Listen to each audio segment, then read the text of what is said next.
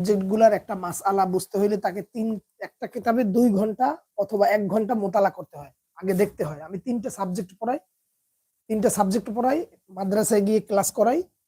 ১২ মানে পৌনে ১ ঘন্টা করে ২.৫ ঘন্টার মধ্যে শেষ হয়ে যায়। কথাটা বুঝতে পেরেছেন? ২.৫ ঘন্টার মধ্যে শেষ হয়ে যায়।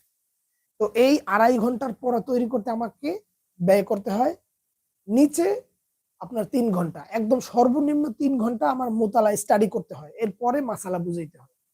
যে এটা এইভাবে হইছে, এটা ওইভাবে হইছে। রাসূলের জমানা ছিল, বর্তমান জমানা এবং তার পরের যে আইম্মায়ে মুজতাহিদিন সালফি সালিহিনদের জমানা, তাদেরা এই মাসালাটাকে কিভাবে দেখেছেন এবং কার কি মতভেদ রয়েছে। সব মাসালাগুলো মিলাইয়া তিলাইয়া তারপরে আপনাকে মানে একটা কমপ্লিট একটা লেকচার তৈরি করতে হয়। কথাটা বুঝতে পেরেছেন? আর বেতন দেয় আমাকে ৳৩,০০০ বলতেছে প্রতি সাবজেক্টে ৳১,০০০ করে। হুজুর এখন দিনের খাতিরে আপনারা করতে পারলে করেন, না করলে আর কিছু করার নাই।